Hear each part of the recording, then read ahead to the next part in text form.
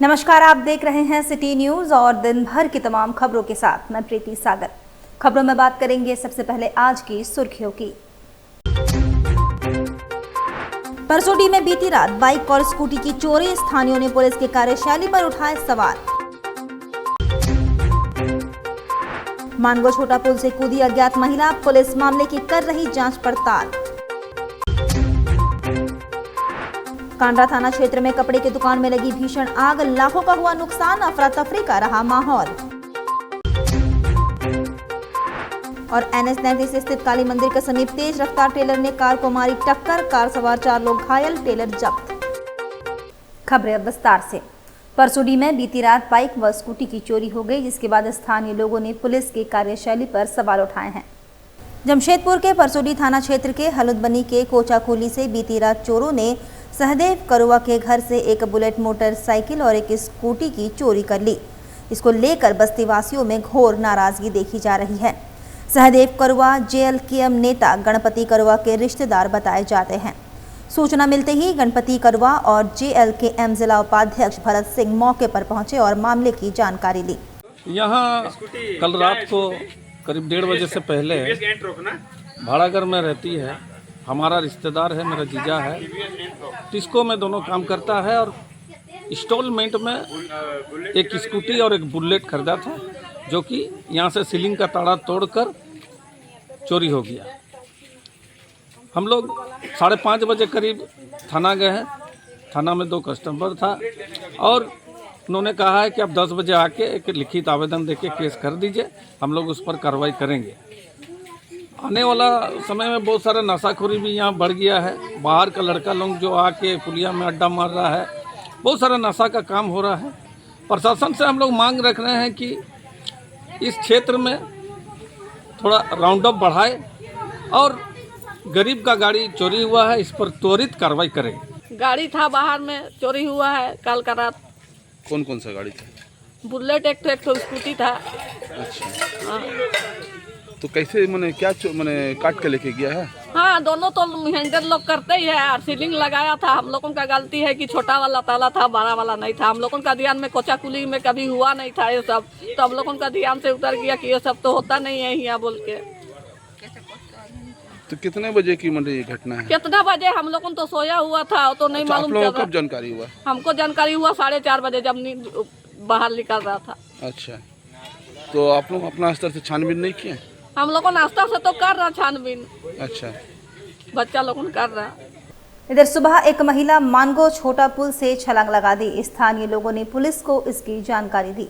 स्वर्णरेखा नदी का जलस्तर बढ़ा हुआ है, ऐसे में आज सुबह एक महिला मानगो छोटा पुल से छलांग लगा दी। स्थानीय लोगों ने इसकी जानकारी पुलिस को दी और पुलिस जांच पड़ताल में जुट गई है। वहीं पुलिस मौके पर पहुंची और जांच पड़ताल शुरू कर दी। मानगो थाना के SI महेंद्र कुमार ने बताया कि घटनास्थल से महिला का नकाब और जूती बरामद किया गया।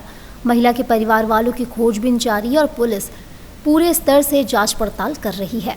8 बजे के करीब मानगो थाना को सूचना मिला कि कोई महिला छोटा पुलिया से नीचे नदी में कूद गई। उसके बाद हम लोग तुरंत यहाँ घटना स्थल पे पहुँचे, तो यहाँ पे जो महिला कूदी थी उसका नकाब और जूती पड़ा हुआ था, तो उसको हम लोग रख लिए एक पहचान के लिए और अपने स्तर से हम लोग खोजबीन का प्रयास कर रहे हैं। उनका परिजन का पता लगाने का प्रयास कर रहे हैं।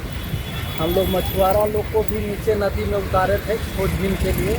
गोताखोर का टीम को खबर किया गया है थाना प्रभारी के द्वारा, उन्हीं लोग का वेट कर रहे हैं हम लोग। क्या लग रहा है देखने से, किस टाइप का कपड़ा था, क्या था? प्रथम दृष्टिया जो हम लोग कपड़ा देख के पता चला कि कोई मुस्लिम महिला, कपड़ा देख के पता चल रहा है कि मतलब नकाब है, नकाब वगैरह।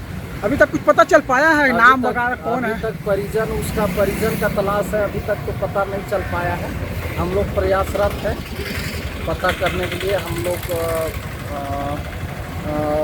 खबर पहुंच जाएगा, खबर करवाए हैं। उधर सरायकेला कांड्रा थाना क्षेत्र के एक कपड़े की दुकान में भीषण आग लग गई। काफी देर तक अफरा तफरी का माहौल देखने को मिला, लाखों रुपए का नुकसान हुआ है। कांड्रा मेन रोड स्थित एक मार्केट कॉम्प्लेक्स के एक कपड़ा दुकान में भीषण आग लग गई, जिससे दुकान पूरी तरह जलकर राख हो गई। स्थानीय लोगों ने दुकान से धुआं निकलते देखा। लोग कुछ समझ पाते इससे पहले ही आग ने पूरी दुकान को अपनी चपेट में ले लिया, जिससे दुकान पूरी तरह जलकर राख हो गई। मौके पर मौजूद लोगों ने तुरंत इसकी सूचना कांड्रा थाना पुलिस को दी और दमकल को दी। सूचना मिलते ही दमकल की गाड़ियां मौके पर पहुंची, आग को बुझाने का प्रयास किया गया। वहीं कांड्रा थाना की पुलिस भी मौके पर पहुंची और पूरे मामले की जांच कर रही है और पता लगाने का प्रयास कर रही है कि किन वजह से आग लगी है। लगी थी, सूचना मिला तो हमारी गाड़ी आई, वहां से एक कंपनी से गाड़ी आई और एक चांडिल से गाड़ी आई और आग को हम लोग पूर्ण रूप से बुझा दिए हैं। अब आग कैसे लगी है उसका कारण का हम लोग पता लगा रहे हैं, उसको जाँच करेंगे, उसके बाद पता चलेगा। ये सुबह आग लगा सर। हाँ सर, जब तो हम लाइन मेन स्विच से काट के गए थे, खाली मीटर का बोर्ड में था, लाइन था, अंदर सब काटे हुए थे। वायरिंग सही नहीं है दुकान का? वायरिंग सही था सर, हम तो इधर भी करवाए थे फिलहाल वायरिंग। कितना का नुकसान हुआ? 10-12-15 लाख का माल था सर। मेरे को फ़ोन किया और मैं दौड़ के आया घर से अपना, ठीक है, चाबी लेकर के। जब शटर खोले, हाँ, तो पूरा धुआं था इसमें, पता नहीं चल रहा था कि मेरा आग दुकान में भी आग लग गया। हम यही सोच के दौड़ के आए यहाँ पर में। तो फिर जब दमकल गाड़ी आया, पानी वाला जब प्रेशर मारे वहाँ पर में, पता चला कि वहाँ पर में कि विपिन का वहाँ पर में शॉर्ट सर्किट से आग लग गया है वहाँ पर में। और दुकान का वायरिंग सही नहीं है क्या? वायरिंग तो हम अपना मालिक को बोल चुके हैं कि कितने बार कि मीटर अपना बाहर कीजिए। हाँ, ऊपर का भी लाइन दिया हुआ तो सब ये मीटर अंदर में, दुकान के अंदर में है, ठीक है। कब घटना घट जाएगा इस हमको भी पता नहीं चलता है, ठीक है। इसके लेके मालिक भी मैंने आनासुनी कर रहा है। तो देखा एक बार धुआं आया तो मैं देखा कि पीछे कोई आग डस्टबिन का जलाया हुआ जैसा सेंट आया, तो मैं देखा तो शॉर्ट सर्किट का आवाज़ आया। उसके बाद मैं फ़ोन किया उसको, तो उसका मोबाइल स्विच ऑफ आया। उसके बाद बगल वाले ऊपर वाला भैया को बोले, उसके बाद वो चूड़ी जो बेचता है उसको बोले कि भैया के खबर करो।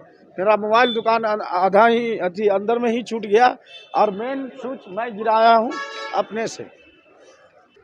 और एक वायरिंग का सही रहता, चाहे हम तो रात में जब भी बंद करता हूँ तो मेन स्विच गिरा के इन्वर्टर बंद करके ही जाता हूँ।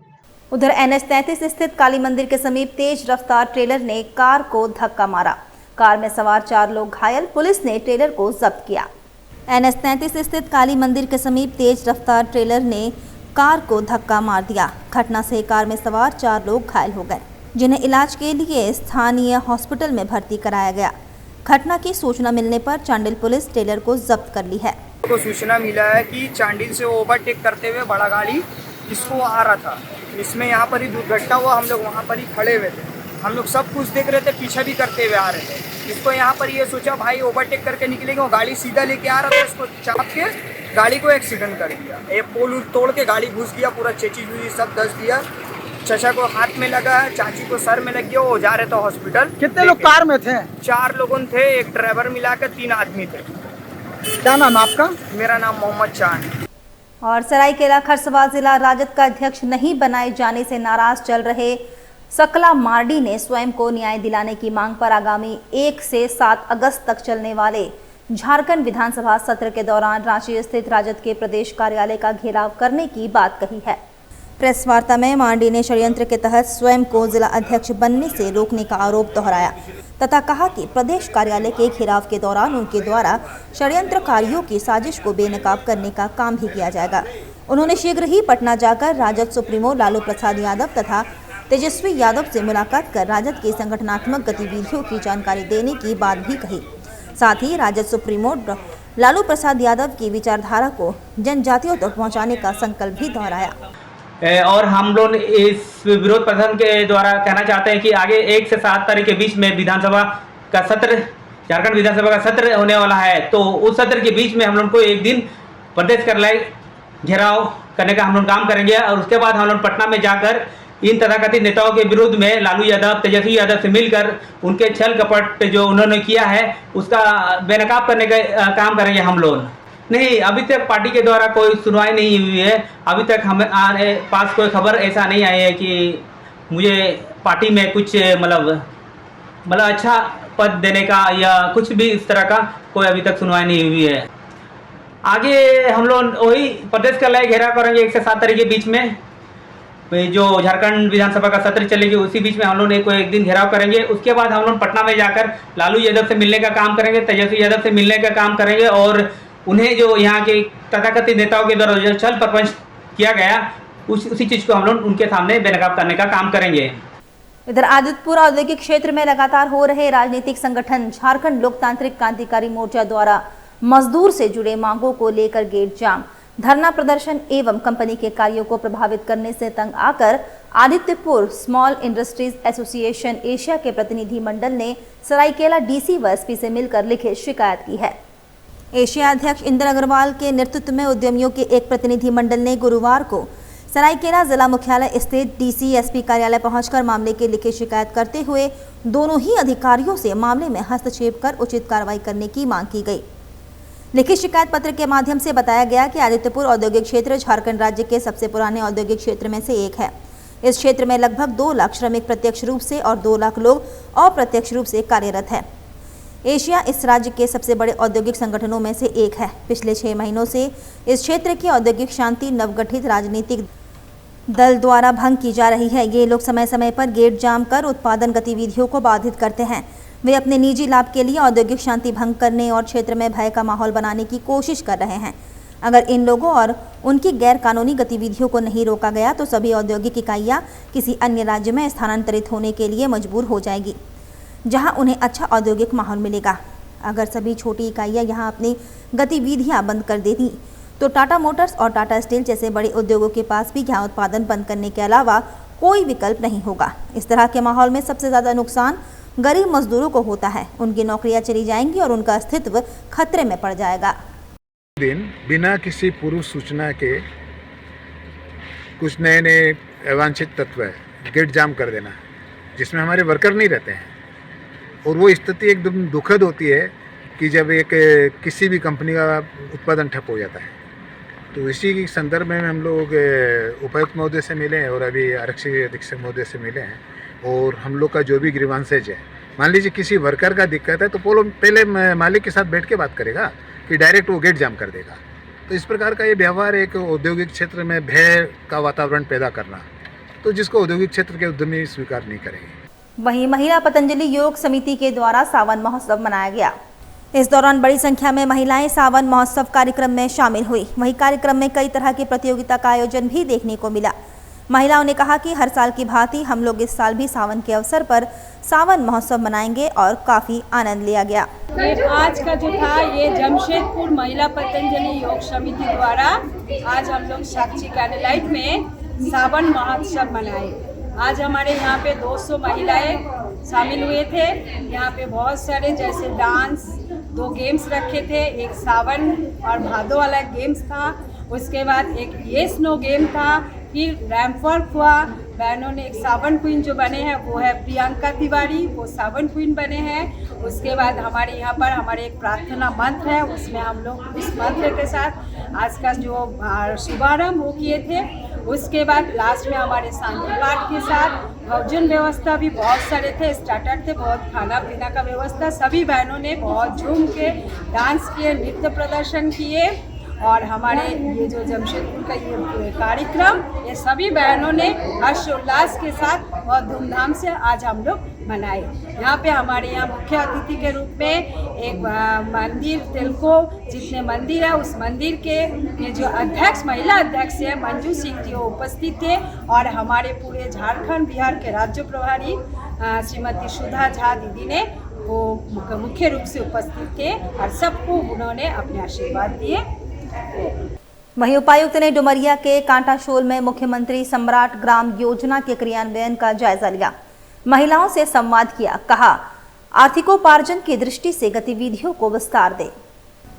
उपायुक्त कर्ण सत्यार्थी ने डुमरिया प्रखंड अंतर्गत कांटाशोल गांव में मुख्यमंत्री स्मार्ट ग्राम योजना के तहत विकसित माइक्रो इकोनॉमी जोन का निरीक्षण किया। इस दौरान उन्होंने महिलाओं, किसानों एवं युवाओं से संवाद कर स्थानीय आजीविका आधारित गतिविधियों की जानकारी ली और इन गतिविधियों को और विस्तार देने की आवश्यकता पर जोर दिया। निरीक्षण के क्रम में उपायुक्त ने कहा कि ग्रामीण अर्थव्यवस्था को मजबूत करने, आत्मनिर्भरता बढ़ाने और रोजगार के स्थानीय अवसर उपलब्ध कराने की दिशा में यह योजना एक सशक्त माध्यम है। जरूरत है कि समुदाय की अधिक से अधिक भागीदारी सुनिश्चित की जाए और तकनीकी प्रशिक्षण व आधुनिक संसाधनों से उन्हें समर्थ बनाया जाए। कांटाशोला में संचालित माइक्रो इकोनॉमी जोन के तहत स्थानीय महिलाओं और किसानों को प्रशिक्षण उपरांत विभिन्न गतिविधियों से जोड़ा गया है, जिनमें कृषि आधारित कार्य, नर्सरी, किचन यार्ड, सौर ऊर्जा से सिंचाई, जल संरक्षण, लघु उद्यम, हॉलर एवं ग्राइंडिंग मशीन, आटा चक्की, तेल मिल, सैनिटरी नैपकिन निर्माण, पशुपालन एवं पोल्ट्री विकास, पशु टीकाकरण, भंडारण एवं विपणन हेतु गोदाम निर्माण शामिल है। उपायुक्त ने इन प्रयासों की सराहना करते हुए पदाधिकारियों को निर्देश दिया कि लघु उद्यमों से जुड़ी महिलाओं और किसानों को बड़ी संख्या में प्रशिक्षण देकर जोड़ा जाए तथा तकनीकी गतिविधियों से स्थानीय युवाओं की भागीदारी सुनिश्चित की जाए। प्रत्येक गतिविधि का सतत मूल्यांकन करते हुए उसका प्रभावी क्रियान्वयन, पारदर्शिता, जवाबदेही और लाभुकों के प्रति निरंतर सहयोग सुनिश्चित किया जाए। वक्त तो चला है अब एक छोटे से ब्रेक का। ब्रेक के बाद खबरें और भी है, तब तक के लिए देखते रहिए सिटी न्यूज। रेमंड अपने कपड़ों और परिधान उत्पादों, विशेष रूप से शूटिंग्स शर्टिंग्स कपड़ों के लिए प्रसिद्ध है। लोग शादी के सीजन में खासकर रेमंड के ही सूट्स की खरीदारी करते हैं, तभी तो रेमंड द कंप्लीट मैन कहा गया है। साथ ही रोजाना ऑफिस में पहनने के लिए फॉर्मल्स कपड़े भी लोग रेमंड के ही पसंद करते हैं। अब जमशेदपुर के मानगो में भी रेमंड शोरूम का नया ब्रांच खुल गया है, जहां आप अपने पसंद की शूटिंग शर्टिंग्स, रेडीमेड और एक्सेसरीज की जमकर खरीदारी कर सकते हैं। रेमंड शॉप में चल रहा है स्पेशल ऑफर। यहां आपको 15,000 की खरीदारी पर मिलेगा एक सिल्वर कॉइन मुफ्त, साथ ही 5,000 की खरीदारी पर एक पिलो। हमारा पता है opposite nature park, road number 15, Jawahar Nagar, Mango, Jamshedpur. हमारा फोन नंबर है 7870302288।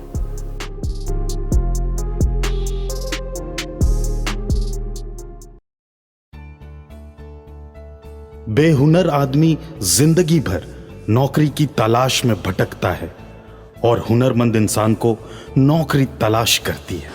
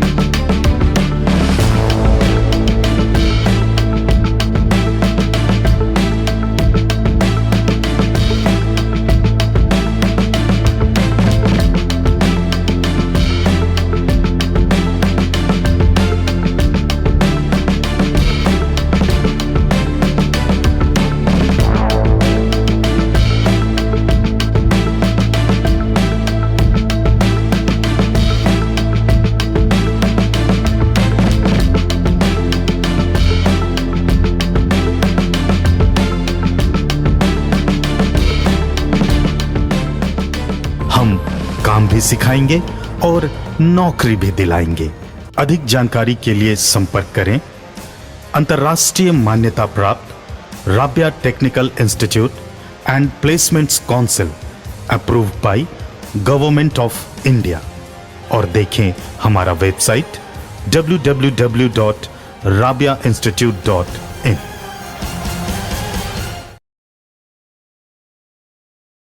ब्रेक के बाद मैं प्रीति सागर एक बार फिर से आपका स्वागत करती हूं। प्रतिभाशाली फुटबॉल खिलाड़ी रहे स्वर्गीय संतोष कुंकल की स्मृति में उनके 24वें शहादत दिवस के अवसर पर परसोडी के सोमा मैदान जसकंडी ग्राम में श्रद्धांजलि सभा का आयोजन किया गया। इस अवसर पर पूर्व जिला परिषद उपाध्यक्ष राजकुमार सिंह ने भाग लिया और स्वर्गीय कुंकल को श्रद्धांजलि अर्पित की। श्रद्धांजलि सभा के बाद फुटबॉल टूर्नामेंट का उद्घाटन भी राजकुमार सिंह के द्वारा किया गया। टूर्नामेंट में स्थानीय युवाओं और खेल प्रेमियों का जोश देखने लायक रहा। आयोजन का उद्देश्य न केवल संतोष कुंकल की स्मृति को जीवित रखना है, बल्कि युवाओं को खेल की दिशा में प्रेरित करना भी है। स्थानीय लोगों ने आयोजन को सफल बनाने में बढ़ चढ़कर हिस्सा लिया और स्वर्गीय कुंकल के योगदान को याद करते हुए उनके आदर्शों पर चलने का संकल्प लिया। इस मौके पर पूर्व मुखिया भीमसेन, ग्राम प्रधान, ब्लॉक उप प्रमुख शिव हांसदा एवं कई गणमान्य लोग शामिल हुए। हम सरजमदा 3 पंचायत के रेवन्यू ग्राम प्रधान लखन मुर्मू जी हैं और आज बड़ा दुख की बात भी है और हमारे गर्व की बात भी है कि संतोष कुंकल की शहादत दिवस पर आज हम लोग यहाँ सिर्फ जसकंडी ग्राम ही नहीं या टुपुडंग ग्राम ही नहीं, इस क्षेत्र के जितने भी हमारे खेल प्रेमी हैं उन लोगों ने आकर के उनको श्रद्धांजलि अर्पित किया है। इसलिए आज हम लोग को बड़ा गर्व महसूस होता है और उनका जो बलिदान है, बलिदान आज हम लोग का जो है कामयाबी के और हम लोग को लेके जा रहा है और आने वाला दिन जो है इस ग्राउंड को या इस एरिया को इनका नाम से जो है और विकसित करेंगे और इसको करने में जो भी हम लोग को सहयोग होगा या जो भी हमारा जो आगे का जो उनका और अच्छा से अच्छा उनका जो खेल कूद को बढ़ावा देने का काम हम लोग करेंगे।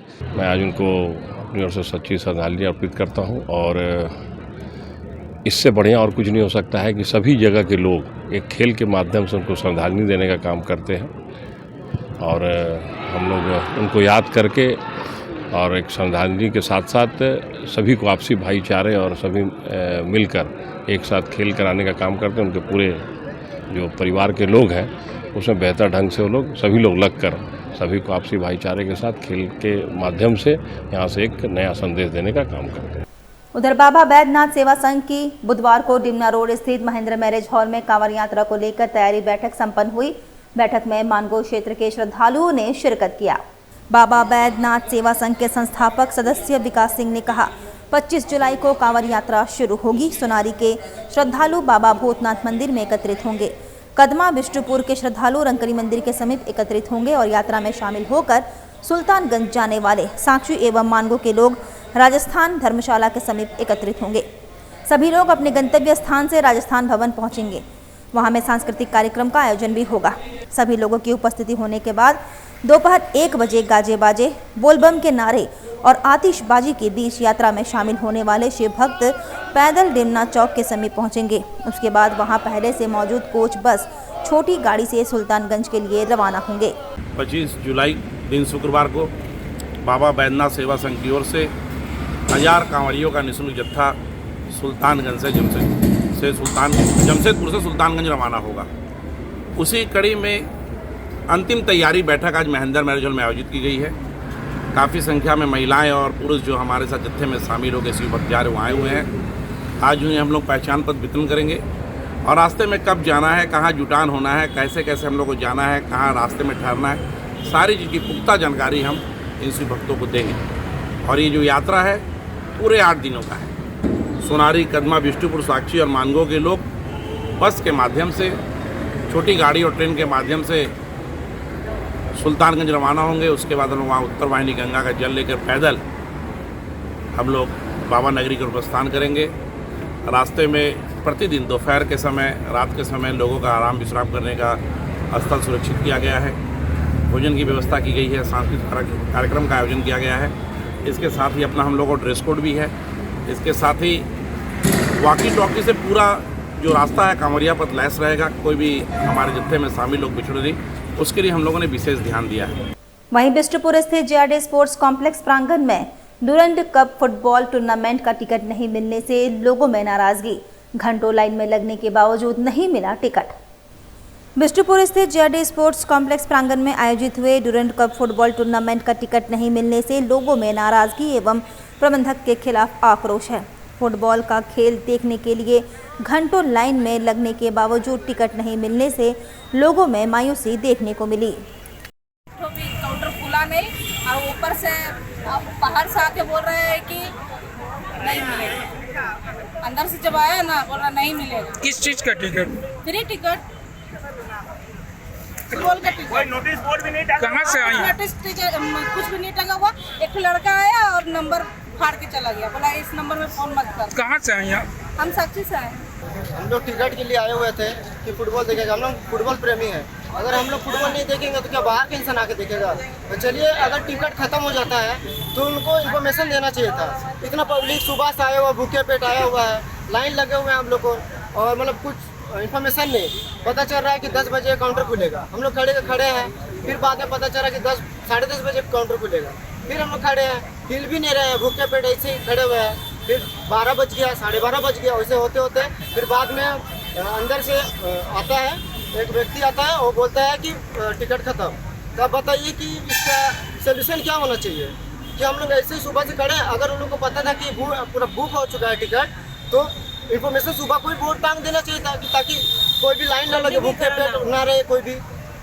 देखने आते हैं और तुरंत का और 134 साल का गेम है ये, इतना बढ़िया आयोजन होता है कॉम्प्लेक्स में बोल के सब फुटबॉल प्रेमी आए हैं लेडीज जेंट्स। लेकिन यहाँ रवैया JRD कॉम्प्लेक्स में जो टिकट का व्यवस्था है, बोला तो प्रत्येक आदमी को एक आदमी को 4 टिकट देंगे और 4 टिकट अपना साथी लोगों को देगा, फुटबॉल प्रेमी को देगा। लेकिन यहाँ पर आने के बाद भी टिकट ना मिला हम लोगों को और ना आके इतना आदमी रिटर्न। कितने देर से आप लोग खड़े हुए? सुबह से। कल भी आए थे? कल आए थे, मैंने कल खुद को मिला है, लेकिन आज जो टिकट देने का बात था 24 तारीख का भी मैं टिकट देने का बात था, तो 24 को हम लोग को किसी को टिकट नहीं दिया। क्या नाम हुआ आपका? हमारा मनोहर कर्मकर नाम है, फुटबॉल प्रेमी हूँ मैं। और जमशेदपुर में मैया सम्मान योजना के पैसे के लिए सड़क पर उतरी महिलाएं, DC ऑफिस के समक्ष किया प्रदर्शन। पूर्वी सिंहभूम जिले में मैया सम्मान योजना के लाभ से बड़ी संख्या में महिलाएं वंचित है। वे आक्रोशित होकर गुरुवार को विमल बैठा के नेतृत्व में DC ऑफिस के समक्ष धरना प्रदर्शन की। महिलाओं का कहना है कि मैया सम्मान योजना के पैसे नहीं मिलने से महिला लाभुक नाराज है। वे लगातार कभी अंचल तो कभी DC कार्यालय का चक्कर काट काट कर परेशान हो गई है। महिलाओं का कहना है कि उन्हें शुरू में योजना का लाभ मिल रहा था, जिससे वे अपने बच्चों को स्कूल भेज रही थी और अन्य खर्च का निर्वहन करती हैं। अचानक से कुछ महीनों से पैसा आना बंद हो चुका है, जिससे वे केवल स्कूल फीस और अन्य खर्च उठाना उनके लिए संभव नहीं है। आखिरकार उनके सब्र का बांध टूट गया और वे सड़क पर उतर गई। इसमें पटमदा, बोड़ाम, पोटका, घाटशिला और बहरागोड़ा की महिलाएं शामिल हैं।